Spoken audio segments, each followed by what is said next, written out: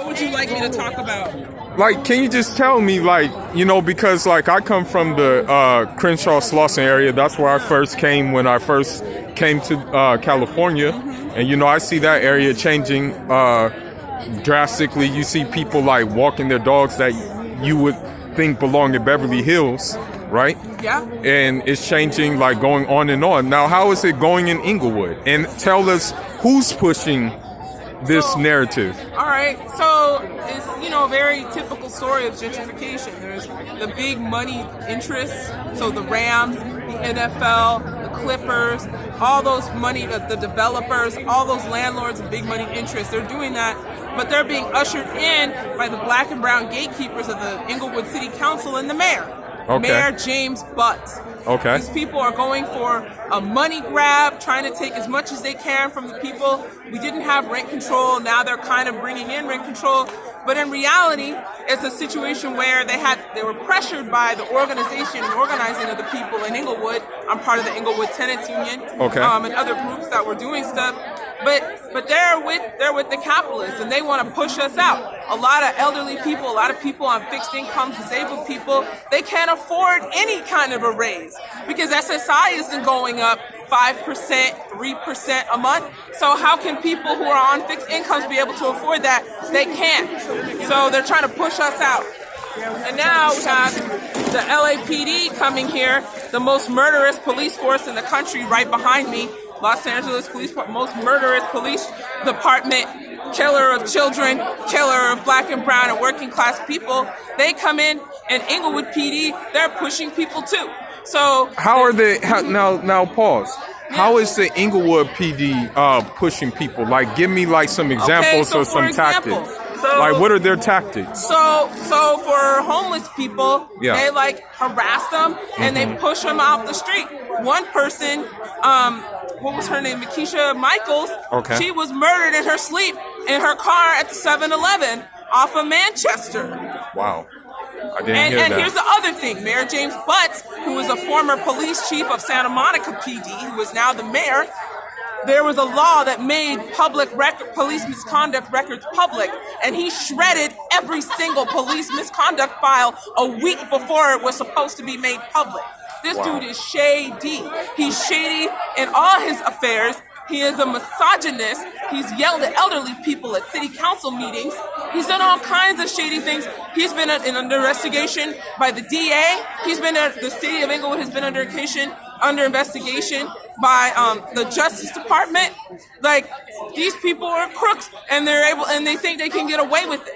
Now, because of that, because of this situation going on, now are you seeing, since you said Inglewood, you being an Inglewood native, now are you seeing an influx of people who are not black and brown coming in there? Well, yes. One time, I think it was like 2 a.m. I had to get something out of my car in the middle of the night. Yeah. And I'm going in my car, the light of my car is on. Yeah. And this white dude comes up to me and is like, "Is that your car? Do you own that car?" Wow. Like looking up on me, like I'm stealing my own damn car. Bro, I got the light on. But I got the light on. I'm not going in the backseat of my car with my hair wrapped at 2 a.m.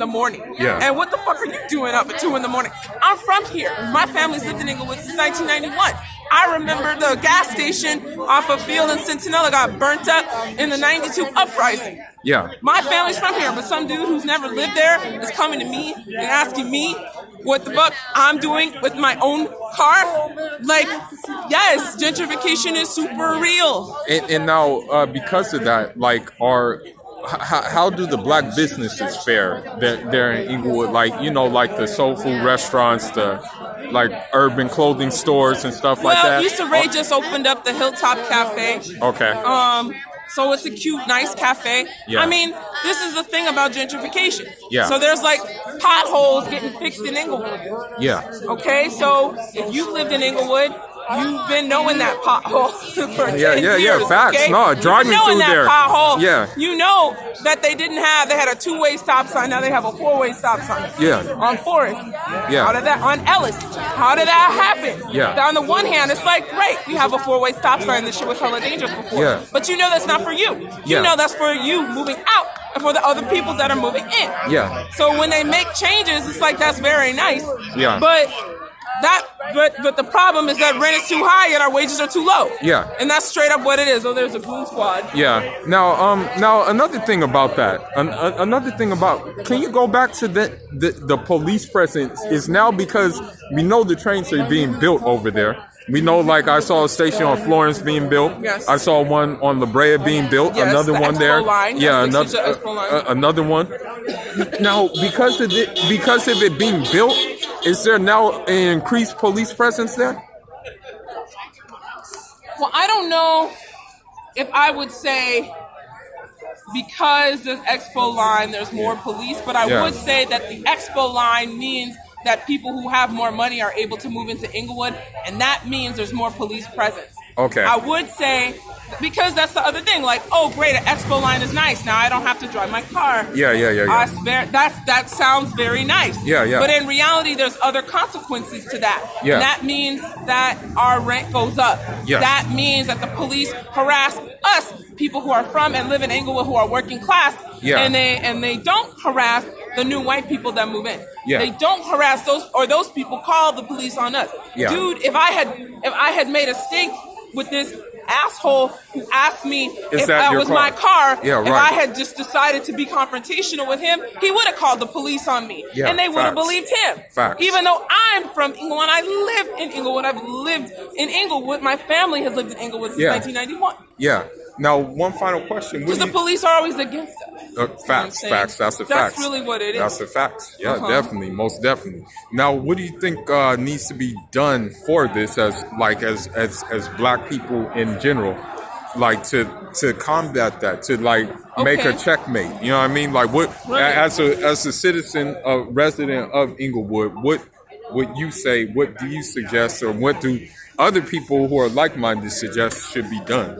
I mean, I think we need to have as much organization as we possibly can. Yeah. So Inglewood used to be majority Black. Now it's like 50 Black, Latino. Yeah. Well, maybe like 40-40 and then white. Yeah.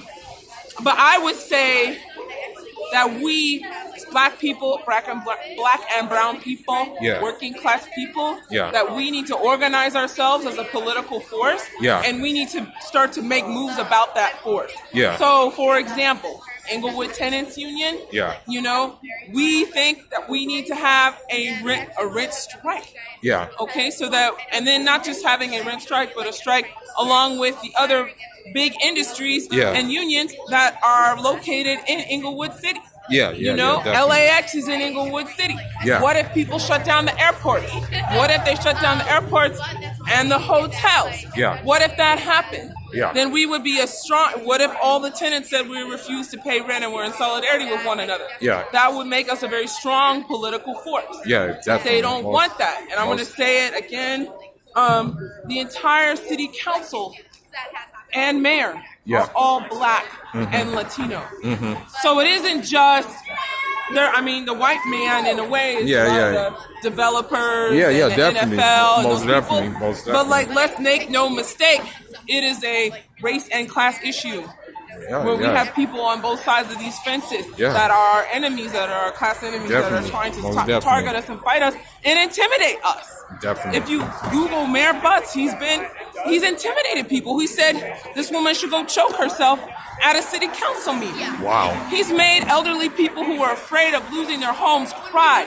Wow. Care. And Maxine Waters has backed him his election and his re-election. Wow. So let's just be very crystal clear Yeah. that we also need our own political force. Yeah, we definitely. can't rely on those other political forces. Yeah. Even with Maxine Waters, with the work that she did with the crack and the CIA, which is very nice. Definitely. But she's with that moneyed interest and she defends it. So Definitely. we need to organize ourselves as working class oppressed people. Definitely. All right, good.